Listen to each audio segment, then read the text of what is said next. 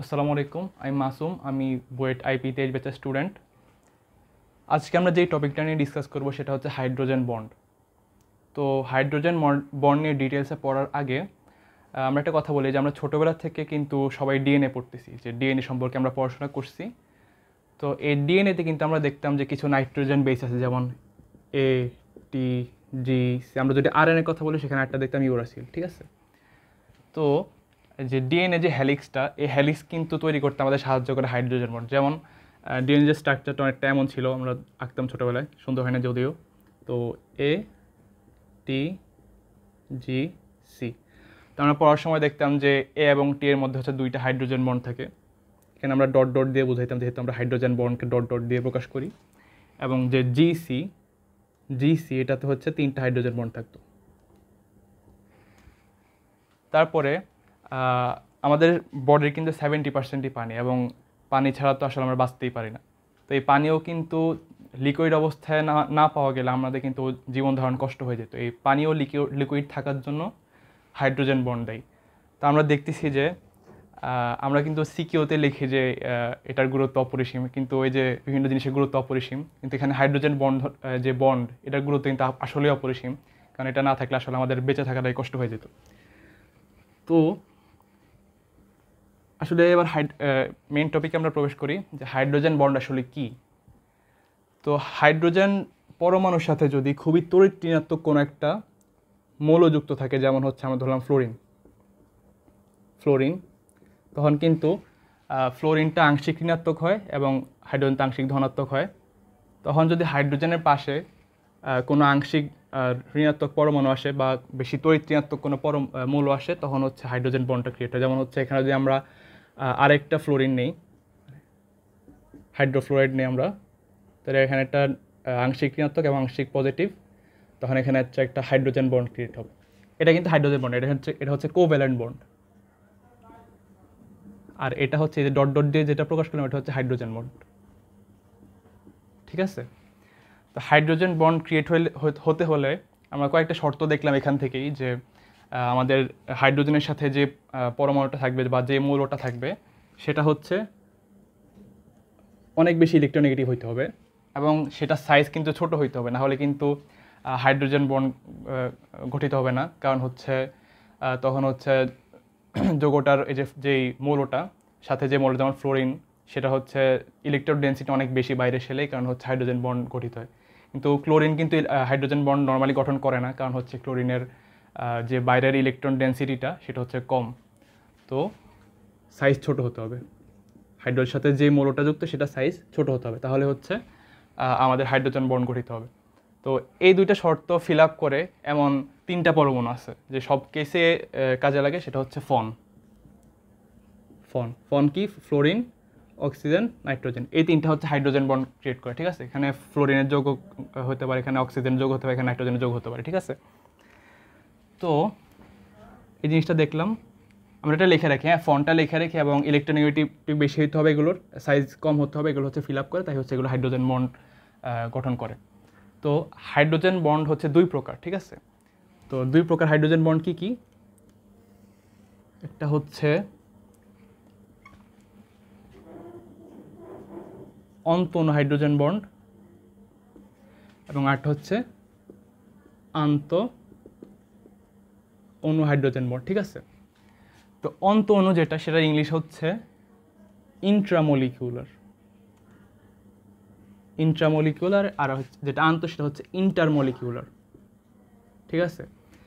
অন্ত অণু মানে কি? যেটা হচ্ছে একই যৌগের ভিতরে দুইটা পরমাণুর মধ্যে হচ্ছে হাইড্রোজেন বন্ড গঠিত হয়, এবং আন্ত অণু মানে হচ্ছে দুইটা আলাদা আলাদা যৌগ, সেটা হচ্ছে একই টাইপের যৌগ হতে পারে অথবা দুই ভিন্ন ধরনের যৌগ হতে পারে, কিন্তু দুইটা যৌগের ভিতরে যখন হাইড্রোজেন বন্ড গঠিত হয় সেটাকে আমরা বলি আন্ত অণু। তো আন্ত অণু হাইড্রোজেন বন্ডের এক্সাম্পলগুলো আমরা আগে দেখি। যেমন হচ্ছে হাইড্রোজেন ফ্লোরাইড যদি আমরা দেখি,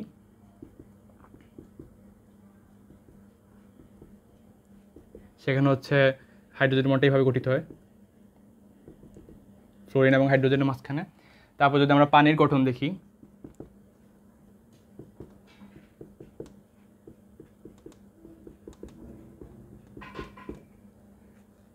এখানে কিন্তু অক্সিজেন এবং হাইড্রোজেনের মাধ্যমে হাইড্রোজেন বন্ড গঠিত হয়, ঠিক আছে? তো আমরা যদি অন্ত অণুগুলো দেখি, অন্ত অণু সাধারণত যে আমাদের যে অর্গানিক যে কম্পাউন্ডগুলো আছে সেখানে হচ্ছে অন্ত অণু হাইড্রোজেন বন্ড গঠিত। যেমন হচ্ছে আমরা যদি দেখি নাইট্রোফেনল, ঠিক আছে, নাইট্রোফেনল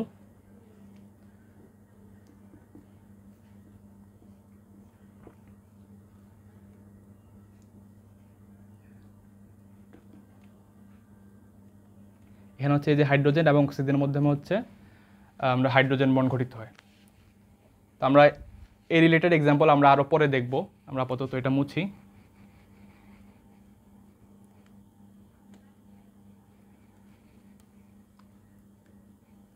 আমরা কি জানি যে হাইড্রোজেন বন্ড থাকার কারণে যৌগের স্ফুটনাঙ্ক কখনো বেড়ে যায়, না থাকার কারণে সেটা কম হয়। যেমন একই গ্রুপের স্ফুটনাঙ্ক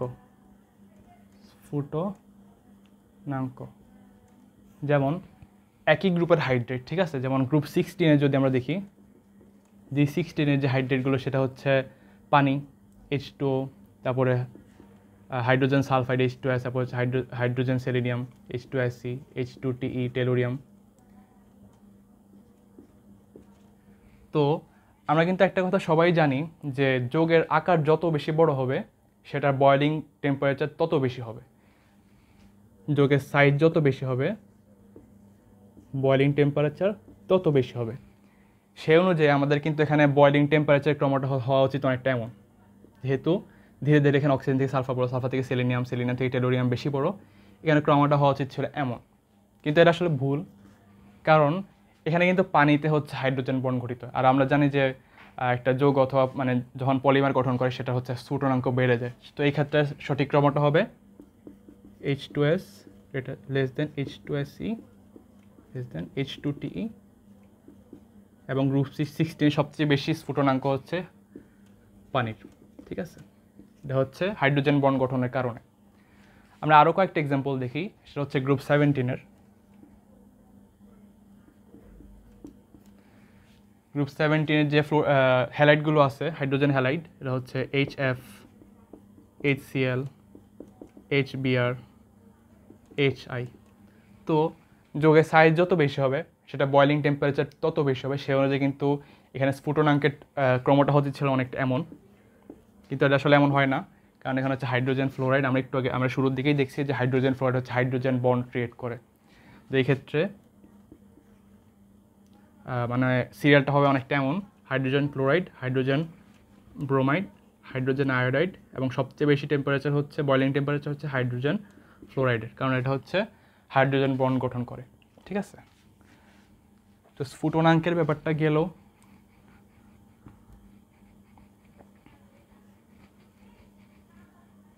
এখন আমরা পানির যে গঠন, পানি যে হাইড্রোজেন বন্ড গঠন করে সেটা একটু আমরা দেখার ট্রাই করি। আচ্ছা, একটা কথা আমি জিজ্ঞেস করি যে একটা পানির অণু কয়টা হাইড্রোজেন বন্ড যুক্ত হতে পারে, এবং পানির অণুর মধ্যে যে অক্সিজেন আছে অক্সিজেনের মধ্যে কয়টা হাইড্রোজেন বন্ড থাকতে পারে। তো এখন আমরা দেখি জিনিসটা যে হাইড্রোজেন বন্ড ইন, আমরা বলতে পারি পানি লিখি, ঠিক আছে, বা H2O, আমরা লিখি H2O। তো আমরা এখানে একটা পানির অণু আঁকি, এবং এখানে আমরা জানি পানির যে একটা মুক্তজ ইলেকট্রন আছে, দুইটা মুক্তজ ইলেকট্রন আছে, এবং এখানে আমরা একটা পানির অণু আঁকি H, একটা পানির অণু H, এবং এখানে যদি আমরা একটা পানির অণু আঁকি,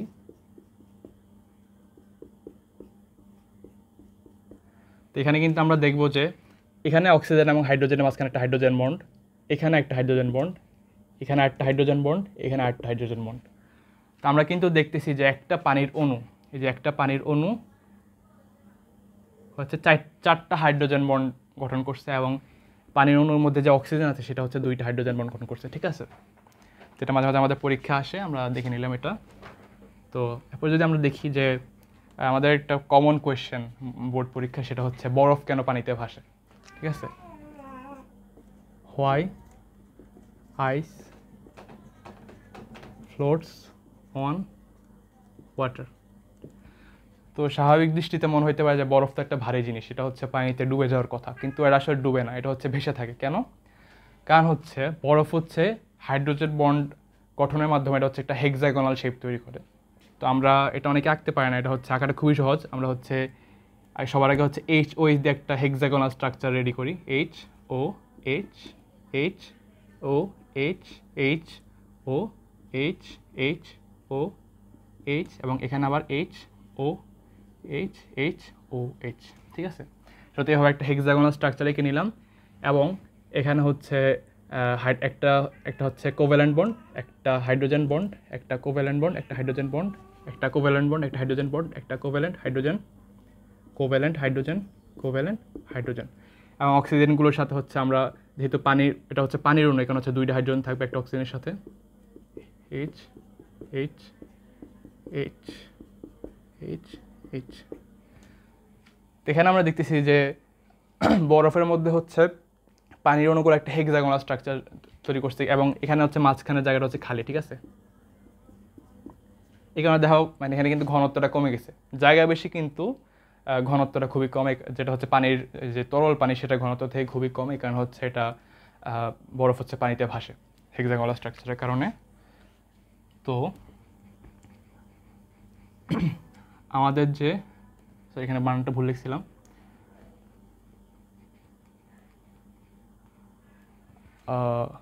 আমাদের যে নেক্সট টপিকটা সেটা হচ্ছে হাইড্রোজেন বন্ড কীভাবে হচ্ছে পানির যৌগের সলিউবিলিটিতে ভূমিকা পালন করে, অর্থাৎ সেটা পানিতে দ্রবীভূত হয়, সেটাতে হচ্ছে হাইড্রোজেন বন্ড কীভাবে ভূমিকা পালন করে।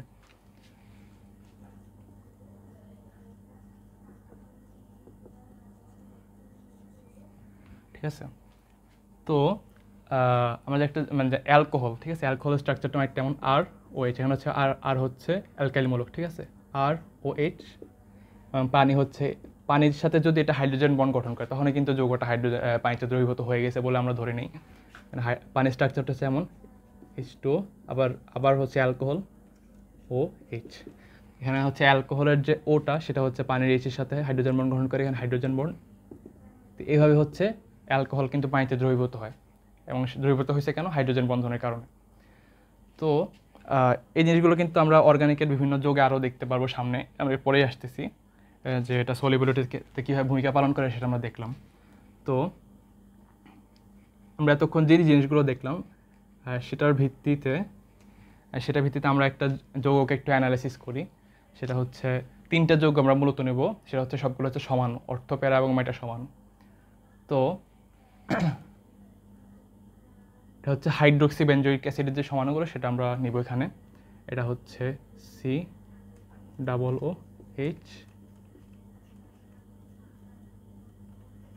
এটা হচ্ছে অর্থ হাইড্রোক্সি বেঞ্জোইক অ্যাসিড,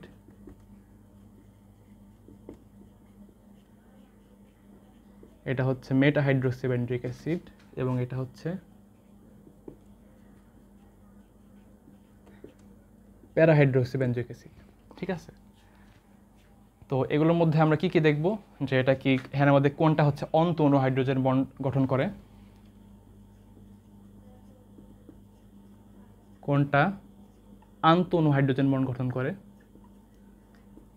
কোনটার বয়লিং টেম্পারেচার বেশি এবং কোনটার দ্রাব্যতা বা পানিতে দ্রাব্যতা বা সলিউবিলিটি বেশি, ঠিক আছে। তো এখানে যে কোনটা হচ্ছে অন্ত অণু হাইড্রোজেন বন্ড গঠন করবে, তো আমরা যদি এখানে একটু যৌগগুলো একটু ভেঙে আঁকি, যেমন এখানে হচ্ছে কার্বনের সাথে এখানে হচ্ছে কার্বনের OH এবং এখানে ডাবল বন্ডে ও থাকবে, এই ওটা হচ্ছে এখানে হাইড্রোজেনের সাথে একটা হাইড্রোজেন বন্ড গঠন করে। তো এখানে হচ্ছে আমরা দেখতে পাই যে এখানে অন্ত অণু হয় এবং এখানে আমরা দেখে অনেকে মনে করতে পারি যে এটা দুইটা স্ট্রাকচার তো সেম, এই কারণে এখানে অন্ত অণু হাইড্রোজেন বন্ড গঠন হবে, কিন্তু না, এখানে হচ্ছে স্টেরিক বাধার কারণে বা স্টেরিক হিন্ড্রেন্স বলি আমরা, সেটার কারণে হচ্ছে এখানে অন্ত অণু হাইড্রোজেন বন্ডটা গঠিত হবে না, মানে সরি, এটা হচ্ছে স্টেরিক হিন্ড্রেন্সটা আমাদের পরে আসবে। এখানে হচ্ছে যে এখানে কিন্তু দূরত্বটা অনেক বেশি, এখানে তুলনায় দূরত্বটা খুবই বেশি, কারণ হচ্ছে এটা তো অপোজিট সাইড, এই কারণে হচ্ছে এগুলো অন্ত অণু হাইড্রোজেন বন্ড গঠন হবে না, ঠিক আছে। এখানে হচ্ছে ও এবং এটার এইচটা খুবই দূরে দূরে আছে, এই কারণে অন্ত অণু হাইড্রোজেন বন্ড গঠন হবে না। তো আন্ত অণুর ক্ষেত্রে আন্ত অণু হইতে হলে কি হতে হবে, যে দুইটা যৌগ হতে হবে, এখানে দুইটা যৌগ হচ্ছে মিলে হচ্ছে ওরা যৌগ হাইড্রোজেন বন্ড গঠন করতে, তখন হচ্ছে আন্ত অণু হাইড্রোজেন বন্ড আমরা দেখতে পাবো। কিন্তু এখানে কিন্তু যে দুইটা মূলক এটা কিন্তু খুবই কাছাকাছি, কারণ স্টেরিক যে হিন্ড্রেন্স বা স্টেরিক বাধার কারণে হচ্ছে আরেকটা যৌগ যেখানে হাইড্রোজেন বন্ড গঠন করবে সেটা চান্স খুবই কম। এই কারণে হচ্ছে এখানে আন্তঃঅণু হাইড্রোজেন বন্ড গঠন হয় না, এখানে হয়।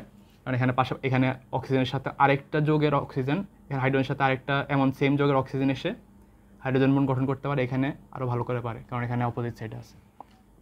এবং বয়লিং টেম্পারেচারের ক্ষেত্রে এটা যেহেতু অন্তঃঅণু হাইড্রোজেন বন্ড গঠন করে, কারণ হচ্ছে এটার একটা যৌগই থাকে, এখানে একাধিক যৌগ একসাথে একত্রিত হয় না, এখানে হচ্ছে যৌগটার মানে অণুটা ছোট হয়ে যায়, কারণ হচ্ছে বয়লিং টেম্পারেচারটা একটু কম। এখানে যেহেতু কয়েকটা যৌগ একসাথে একত্রিত হওয়ার সুযোগ আছে, কারণ হচ্ছে এটার বয়লিং টেম্পারেচার বেশি, এবং এখানে যেহেতু সুযোগ আরও বেশি, স্টেরিক কোনো বাধা নাই, এই কারণে হচ্ছে বয়লিং টেম্পারেচার আরও বেশি হবে, ঠিক আছে, আরও বেশি হবে। এবং সলিউবিলিটির ক্ষেত্রে আমরা দেখতে পারি যে এটা কিন্তু মানে ঠিক মানে পানিতে দ্রবীভূত কম হবে, এটা হচ্ছে অন্তঃঅণু হাইড্রোজেন বন্ড, এখানে স্টেরিক বাধা বেশি, এটা পানিতে দ্রবীভূত একটু বেশি হবে, স্টেরিক বাধা যেহেতু কম, এখানে স্টেরিক বাধা আরও কম, এই কারণে পানিতে এটা দ্রাব্যতা আরও বেশি, ঠিক আছে। তো এই জিনিসটা আশা করি ক্লিয়ার হয়েছে। তো আমি তো এটা করাই দিলাম, তোমরা হচ্ছে নাইট্রোফেনল যেটা, সেটার যে সমানুগুলো, যেমন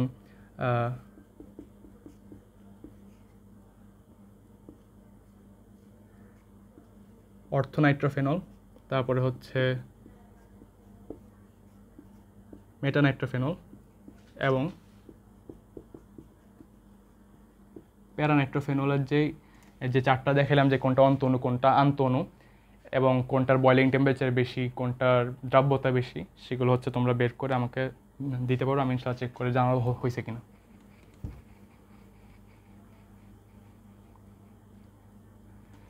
তো আরেকটা জিনিস দেখবো, সেটা হচ্ছে যে তুতে কপার সালফেট 5 অণু পানি, এটার যে শেষ পানির অণুটা, সেটা নিঃসরণ হইতে কেন অনেক বেশি টেম্পারেচার প্রয়োজন হয়, এটার অ্যান্সারও কিন্তু হাইড্রোজেন বন্ড, ঠিক আছে। কপার সালফেট 5 অণু পানি, ঠিক আছে। তো এটার স্ট্রাকচারটা যদি আমরা রাখি, সেটা হচ্ছে অনেকটা এমন, CO2+, তিনটা পানির অণু থাকবে, এটা হচ্ছে সন্নিবেশ সমযোজী বন্ধন, একটা পানির অণু,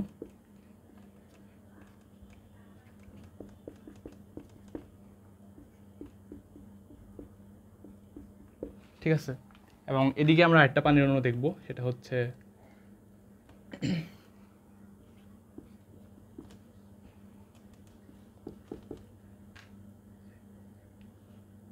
এই যে সালফাইড আয়নটা, সালফাইড আয়নের গঠনটা হচ্ছে এমন, O-, O-, ঠিক আছে। তো এখানে কিন্তু আমরা এই যে শেষ পানির অণুটা, এটা কিন্তু শেষ পানির অণু, তো আমরা আমাদের কোশ্চেনটা হচ্ছে যে সর্বশেষ পানির অণুটা বের হইতে কেন অনেক বেশি টেম্পারেচার প্রয়োজন হয়। যেমন এখানে প্রথম দুইটা যে পানির অণু, সেটা হচ্ছে বের হইতে খুবই কম টেম্পারেচার, মানে অলমোস্ট 70-র আশেপাশে লাগে, 70 ডিগ্রি সেলসিয়াস আশেপাশে। এই যে পরের দুইটা পানির অণু অপসারণ করতে খুব বেশি টেম্পারেচার প্রয়োজন হয় না, কিন্তু পরেরটা অপসারণ করতে সেটা হচ্ছে 200 ডিগ্রি সেলসিয়াস তাপমাত্রা প্রয়োজন হয়। এটা কেন? এটা হচ্ছে হাইড্রোজেন বন্ডের কারণে, কারণ এই যে পানির অণুটা, সেটা হচ্ছে এখানে একটা হাইড্রোজেন বন্ড, এখানে একটা হাইড্রোজেন বন্ড, এখানে একটা হাইড্রোজেন বন্ড এবং এখানে একটা হাইড্রোজেন বন্ড গঠন করে, অর্থাৎ শেষ পানির অণুটার সাথে হচ্ছে 4টা হাইড্রোজেন বন্ড থাকে, এই কারণে হচ্ছে এটার ফুটনাঙ্ক, এটা হচ্ছে বের করতে সবচেয়ে বেশি তাপমাত্রার প্রয়োজন হয়, ঠিক আছে। তো আমরা আরেকটা কোয়েশ্চেন দেখি, যে হাইড্রোজেন বন্ড মানে কীভাবে আমাদের বিভিন্ন যৌগের অ্যাসিডিটি, কোনটা বেশি অ্যাসিডিক সেটা বের করতে আমাদের কীভাবে সাহায্য করে। যেমন হচ্ছে আমরা একটু আগে যে যৌগটা দেখছি সেটাই দেখি, সেটা হচ্ছে COOH,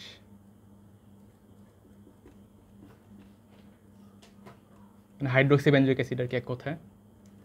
এটা হচ্ছে অর্থ হাইড্রোক্সি বেঞ্জোইক অ্যাসিড, এবং আরেকটা যে যৌগটা সেটা হচ্ছে, এখন একবার হচ্ছে প্যারা হাইড্রোক্সি বেঞ্জোইক অ্যাসিড, ঠিক আছে। তো এই যৌগটাকে যদি আমরা একটু ভেঙে আঁকি,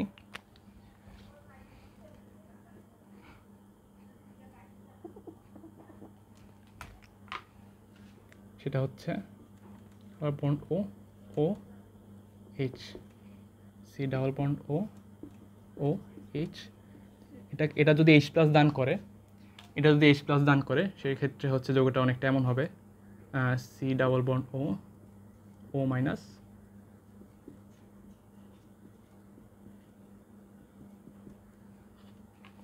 এটা যদি H+ দান করে, যৌগটা হচ্ছে এমন,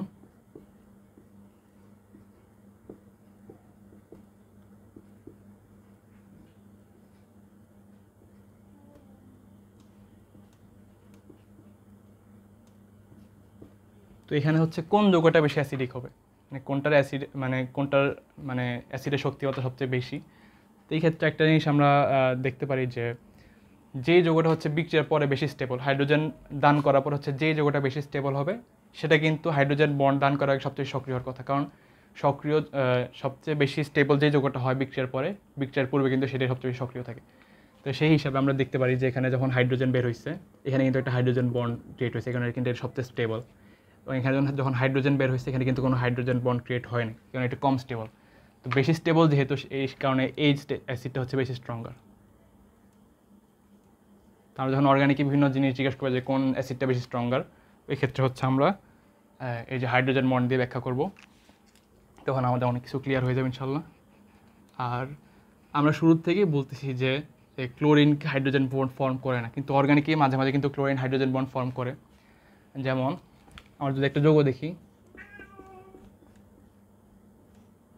অর্থোক্লোরোফেনল, ঠিক আছে, Cl। তো এখানে কিন্তু এই যে এটা যদি আমরা একটু ভেঙে দেখি, এখানে কিন্তু ক্লোরিনটা যেহেতু বড় নিষ্ক্রিয়কারী, এই কারণে হচ্ছে ক্লোরিনটা এটা কিন্তু ভিতর থেকে ইলেকট্রন নিজের দিকে নিয়ে নেয়, এই কারণে হচ্ছে আংশিক ঋণাত্মক। এবং অক্সিজেন যেহেতু হাইড্রোজেন থেকে ইলেকট্রন নিয়ে নেয়, এই কারণে হচ্ছে আংশিক ধনাত্মক। এই কারণে এদের মধ্যে একটা হচ্ছে হাইড্রোজেন বন্ড ফর্ম হয়, ঠিক আছে। তো আমরা দেখলাম অর্গানিকেও কিন্তু মাঝে মাঝে যে ক্লোরিন হচ্ছে হাইড্রোজেন বন্ড ফর্ম করে, কিন্তু ইন জেনারেল যদি তোমাকে কেউ কোশ্চেন করে যে ক্লোরিন কি হাইড্রোজেন বন্ড ফর্ম করে, সেটা হচ্ছে না, করে না, ঠিক আছে। তো আমরা একটা জিনিস, আরেকটা কোয়েশ্চেন আছে আমাদের পরীক্ষায় প্রায় আসে যে যখন আমরা অনেকে আমরা আচার বানাই বাসায়, তো আচার বানানোর সময় যে আমরা ইথানোইক অ্যাসিড ইউজ করি অথবা ভিনেগার ইউজ করি, তো ভিনেগার সেখান থেকে কিন্তু পানি বাষ্প হয়ে গেলেও ভিনেগার কিন্তু বাষ্প হয় না, এই কারণে হচ্ছে আচারটা ভালো থাকে, ঠিক আছে। তো ভিনেগারের ক্ষেত্রে ইথানোইক অ্যাসিড যেটা COOH, এটা কিন্তু লিকুইড অবস্থায় হাইড্রোজেন বন্ডের কারণে অনেকগুলো একটা লম্বা একটা চেইন ক্রিয়েট হয়, এই কারণ হচ্ছে এটা স্ফুটনাঙ্ক যেহেতু অণুটা পানির থেকেও বড়, এই কারণে হচ্ছে এটা স্ফুটনাঙ্ক পানির থেকে বেশি হয়, এই কারণে হচ্ছে এটা বাষ্পীভূত হয় না এবং আচার ভালো রাখে। তো এটা স্ট্রাকচারটা আমরা দেখি লিকুইড অবস্থায় যে ইথানোইক অ্যাসিডটা সেটা কীভাবে থাকে, ঠিক আছে। CH3 C double bond OH, CH3 C double bond OH। আরেকটা দেখি CH3 C double bond OH, ঠিক আছে। এখানে হচ্ছে OH এর মধ্যে হাইড্রোজেন বন্ড গঠিত, এখানে OH এর মাধ্যমে হাইড্রোজেন বন্ড, এখানে হাইড্রোজেন বন্ড, এখানে হাইড্রোজেন বন্ড। যেহেতু এটা একটা লম্বা চেইন গঠন করে, এই কারণে হচ্ছে এটা স্ফুটনাঙ্ক বেড়ে যায় এবং এটা হচ্ছে রুম টেম্পারেচার তরল অবস্থা থাকে এবং তাপ দিলে হচ্ছে খুব সহজে এটা বাষ্পীভূত হয়ে যায় না, এই কারণে হচ্ছে এটা আচার ভালো রাখে। এবং গ্যাসীয় অবস্থায়ও কিন্তু এটা হাইড্রোজেন বন্ডের মাধ্যমে, আমরা অনেক সময় কোয়েশ্চেন আসবে পরীক্ষায় যে ইথানোইক অ্যাসিড কেন গ্যাসীয় অবস্থায় হচ্ছে ডাইমার ফর্ম করে, তো এটা হচ্ছে হাইড্রোজেন বন্ডের কারণে। তো আমরা এতক্ষণে অন্তত এটা ক্লিয়ার হয়েছে যে কোথাও যদি আমাকে বলে যে এটা কেন ডাইমার গঠন করে, এটা কেন পলিমার গঠন করে, বা এটার তুলনায় ওটার বয়লিং টেম্পারেচার কেন বেশি, বা এটার তুলনায় ওটার সলিউবিলিটি বেশি কেন, তো এমন ধরনের কোয়েশ্চেন দেখলে বিশেষ করে অর্গানিকে, তখন হচ্ছে আমরা আমাদের চিন্তা করতে হবে এখানে কোনো হাইড্রোজেন বন্ড আছে কিনা। অনেকগুলো ফ্যাক্টর আছে, এখানে হাইড্রোজেন বন্ড হচ্ছে বড় একটা ফ্যাক্টর। তো যেটা বলতেছিলাম যে ইথানোইক অ্যাসিডের ডাইমার কেন ফর্ম করে, ঠিক আছে। তো ডাইমারের স্ট্রাকচারটা হচ্ছে অনেকটা এমন হয়,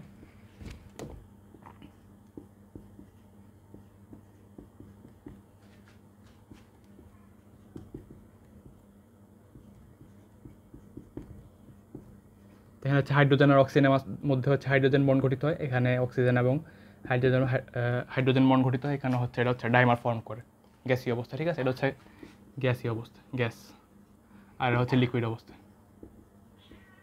ঠিক আছে। তো এটা আমরা দেখলাম। তো আমরা মোটামুটি হাইড্রোজেন বন্ধনের শেষ দিকে চলে আসছি, ঠিক আছে, মোটামুটি শেষ দিকে চলে আসছি। এখন আমরা সুন্দর একটা কোয়েশ্চেন দেখব, সেটা হচ্ছে হাইড্রোজেন ফ্লোরাইড এবং পটাশিয়াম ফ্লোরাইড মিলে হচ্ছে একটা যৌগ গঠন করে, সেটা হচ্ছে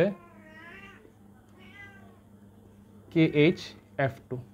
তো এখন কোয়েশ্চেন হচ্ছে যে হাইড্রোজেন ফ্লোরাইড এবং পটাশিয়াম ক্লোরাইড মিলে হচ্ছে KHF2 যৌগটা গঠন করে, কিন্তু একই গ্রুপের মৌল যেমন ক্লোরিন, এখানে ক্লোরিন দিয়ে রিপ্লেস যদি করি তাহলে কিন্তু হাইড্রোজেন ক্লোরাইড এবং হাইড্রোজেন ফ্লোরাইড মিলে আবার কিন্তু KHCl2 যৌগটা গঠন করছে না, সেটা কেন? তো আমরা যেহেতু হাইড্রোজেন বন্ধন পড়তেছি, তো মাথায় নিশ্চয়ই আসতে যে এটা হাইড্রোজেন বন্ড দিয়ে হবে। হ্যাঁ, এটা আসলে হাইড্রোজেন বন্ড দিয়ে হবে। তো আমরা দেখি কীভাবে এটা গঠন করে, ঠিক আছে? যে HF, এটাকে যদি আমরা একটু ভেঙে দেখি, এটা হচ্ছে হাইড্রোজেন আংশিক ধনাত্মক হবে, এবং ফ্লোরিনটা হচ্ছে এটা যেহেতু এটা কিন্তু কোভ্যালেন্ট বন্ড, ঠিক আছে? এটা কোভ্যালেন্ট বন্ড এবং ফ্লোরিনটা হচ্ছে আংশিক নেগেটিভ হবে। এবং পটাশিয়াম ফ্লোরাইডকে যদি আমরা একটু পানিতে দ্রবীভূত করি, তাহলে এখানে হচ্ছে দুইটা আয়ন ক্রিয়েট হবে, এটা হচ্ছে K+ এবং ফ্লোরাইড আয়ন, ঠিক আছে? তো এখানে হচ্ছে যে ফ্লোরাইড আয়নটা, সেটা হচ্ছে এই যে HF, এটার সাথে হচ্ছে একটা হাইড্রোজেন বন্ড গঠন করে, ঠিক আছে? এটা আমরা দেখি প্লাস HF আংশিক ঋণাত্মক। তো এটা হচ্ছে মিলে গঠন করে ফ্লোরিন মাইনাস একটা হাইড্রোজেন বন্ড গঠন হয় এখানে হাইড্রোজেনের সাথে। এটাকে আমরা অন্যভাবে লিখতে পারি, বা HF2-, ঠিক আছে? এখানে হচ্ছে দুইটা ফ্লোরিন থেকে, এখানে মাইনাস। তো এই HF2- হচ্ছে আমাদের যে এখানে আমরা একটা পটাশিয়াম আয়ন পেয়েছিলাম, ওই পটাশিয়াম আয়নটার সাথে যুক্ত হয়, ঠিক আছে? তো K+ প্লাস HF2- এটা হচ্ছে মিলিত হয়ে KHF2 গঠন করে। তো আমরা এখানে কিন্তু আমাদের কাঙ্ক্ষিত যৌগটা পেয়ে গেছি, যে কেন হাইড্রোজেন ফ্লোরাইড এবং পটাশিয়াম ফ্লোরাইড মিলে হচ্ছে KHF2 যৌগটা গঠন করে। তো এখানে যদি ক্লোরিন থাকতো তাহলে সমস্যাটা কী হইতো, নিশ্চয়ই বুঝে গেছো যে এখানে কিন্তু ক্লোরিনটা এখানে হাইড্রোজেন বন্ড ফর্ম করতো না, এবং শেষে হচ্ছে ক্লোরিনের যৌগটা তৈরি হতো না। তো এটার সাথে রিলেটেড একটা সুন্দর কোয়েশ্চেন পাইছিলাম আমি, সেটা হচ্ছে হাইড্রোজেন ফ্লোরাইড এবং পটাশিয়াম হাইড্রোক্সাইড মিলে কেন KHF2 গঠন করে কিন্তু ক্লোরিন গঠন করে না? এই ধরনের যৌগে কেন ক্লোরিন গঠন করে না? তো ক্লোরিন কেন গঠন করে না সেটা নিশ্চয়ই বুঝতে হচ্ছে হাইড্রোজেন বন্ড ফর্ম করার এই কারণে। কিন্তু এই কোয়েশ্চেনটা মানে একটু কেমন মানে বেখাপ্পা লাগতেছে না, যে উৎপন্ন যৌগ সেম কিন্তু যেই বিক্রিয়কগুলো সেগুলো কিন্তু সেম না। তো এটা আসলে সুন্দর একটা কোয়েশ্চেন, এই কারণে আমি কোয়েশ্চেনটা পিক করছি। সেটা হচ্ছে হাইড্রোজেন ফ্লোরাইড কিন্তু একটা অ্যাসিড এবং KOH কিন্তু একটা ক্ষার। তো এই দুইটা বিক্রিয়া করে কি উৎপন্ন করবে? লবণ পানি, HF প্লাস KOH, এটা হচ্ছে KF প্লাস পানি। তো এখন কিন্তু আমাদের আগের কোশ্চেনটাই চলে আসছে, যে এখানে কিন্তু KF আছে, আবার আমাদের কাছে এক্সট্রা কিন্তু আমাদের যে দ্রবণটা সেটা হাইড্রোজেন ফ্লোরাইডও আছে। তো এই দুইটা মিলে হচ্ছে শেষে এই যৌগটাই গঠন করে। মানে বাকি অ্যান্সারটা পুরাই এটা। আশা করি এটা পারবা। তো আশা করি যে হাইড্রোজেন বন্ডের যে ব্যাপারগুলো এবং এখান থেকে যদি কোনো কোয়েশ্চেন আসে, এটা ইনশাল্লাহ পারবা। তো আমাদের আজকে ক্লাসের আমরা শেষ প্রান্তে চলে আসছি। তো ক্লাস শেষের আগে একটা কথা বলতে চাই, যে আমরা বর্তমানে মুসলিমরা হচ্ছে হারামকে আমরা হারাম মনে করি না। যেমন মিউজিকটা কিন্তু খুবই খারাপ একটা জিনিস। তো আমাদের নবীজি যখন মিউজিক শুনতেন, তখন হচ্ছে তিনি কানে হাত দিয়ে চলে যেতেন, আর আমরা সেই মিউজিক হচ্ছে ইয়ারফোন লাগিয়ে কানে শুনি। তারপরে মিউজিক কিন্তু অন্তরে নেফাক, যে মুনাফিক বলে আমরা, মুনাফিকের যে নেফাক থাকে, এই নেফাক কিন্তু আমাদের অন্তরে ঢুকিয়ে দেয়। তো আমরা একটা জিনিস জানি কিনা, যে আমরা মুসলিম হিসেবে সবাই জান্নাতে যাওয়ার আশা রাখি। তো আল্লাহ কিন্তু জান্নাতীদেরকে নিজে হচ্ছে কোরআন তিলাওয়াত করে শোনাবে। তো ওই যে আল্লাহর কোরআন তিলাওয়াত শোনার যে যোগ্যতা, সেটাকে আমার মধ্যে আমরা তৈরি করতেছি, নাকি সেটা যোগ্যতাটা আস্তে আস্তে আমি হারিয়ে ফেলতেছি গান শোনার মাধ্যমে?